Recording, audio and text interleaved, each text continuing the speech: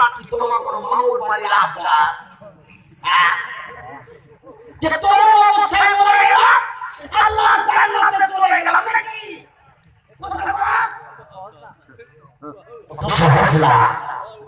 জান্নাত মামুর বাড়ির আবদার না, জান্নাত শ্বশুর বাড়ির শাশুড়ির বানানো পাইস না। জান্নাত শ্বশুর বাড়ির শাশুড়ির বানানো তেরে পিঠা না। শাশুড়ি বানাই দিল আর সুন্দরী শাড়ি তার পাশে বসে বসে আমার ভাঙায় ভাঙায় খাওয়াই। এটাই আমাদের মুসলিম জান্নাত নাকি? কথা কওয়া তুমি কেমন জান্নাত? জান্নাতে যদি যেতেই হয়, জান্নাতের আইসময় যদি ভোগ করতে হয়, তবে আল্লাহর পবিত্র কোরআনটি খুলে দেখো। আমার আল্লাহ তাআলা ভাষায় বলেন, বিসমিল্লাহির রহমানির রহিম।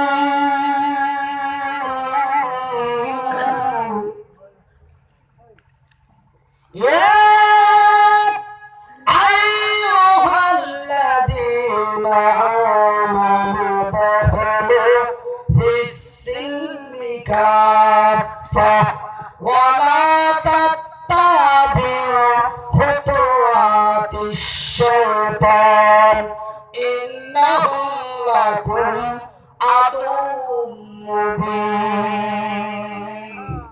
রে খালকুটি কামারপুর বিশ্ব জগতের মন্দারেরা, এই মনে হলো রে বিশ্বের বিশ্বাসী বোনেরা, যারা আমাকে এক আল্লাহ বলে বিশ্বাস করেছে, যারা আমার নবীকে নবী বলে স্বীকার করেছে, রে বিশ্বের বিশ্বাসী বোনেরা, রে আমার বান্দা এবং বান্দীরা, আমি আল্লাহ বলি রে, তোমরা পুরোপুরি ইসলামের মধ্যে দাখিল হয়ে যাও। কেন জানো গো? শয়তান তোমাদের প্রকাশ্য শত্রু, শয়তান তোমাদের প্রকাশ্য দুশমন। এই শয়তান যে কোনো মুহূর্তে তোমাদেরকে জান্নাত থেকে বিতাড়িত করে দিতে পারে। কেন তোমরা কি জানো না রে? ওই আমার আদম এবং হাওয়াকে আমার জান্নাত থেকে বার করে দিয়েছে। সেহেতু আমি আল্লাহ বলছি, শয়তান ভাই কোরআন পড়লে মনে জ্বালা ধরে। এতক্ষণ অন্যান্য কথা কইছিলাম তো আপনারা ঠিকঠাক ছিলেন, আর এখন কোরআনের আয়াত বের হতে গেছে, যখন কোরআন পড়লে কানে কথা বলে এই যে লোকটা জিজ্ঞাসা লাগিয়ে ধরে গেছে। হ্যাঁ, কোরআন শুনলে কিছু লোকের বুকে তীর লেগে যায়। হুজুর তখন যেগুলো বলছিল ভালো বলছিল, কিন্তু কোরআন কেন পড়তে লাগলো? ভাইজান বন্ধু, কোরআন দিয়ে যদি কথা বলা না যায়, তবে যেন কথার মধ্যে কোনো টেস্ট পাবেন না। কেন? কোরআন হলো আমাদের জান, কোরআন হলো আমাদের মান। এখানে আমার আল্লাহ বলেন, বিসমিল্লাহির রহমানির রহিম। আমি বড় দয়াবান, আল্লাহ কোরআন, আমি বিশ্বের মানুষকে দিয়েছি কোরআন।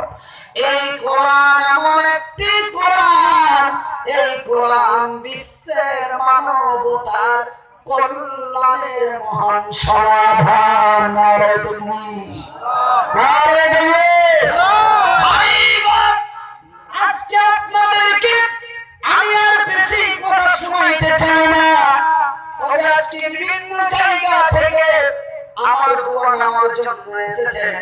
অনেকের কাছে আমি মেসেজ পেয়েছি, অনেকে হাফিজুরের বাড়িতে যে হাত ধরে ধরে বলেছে যে হুজুর দোয়া করবে।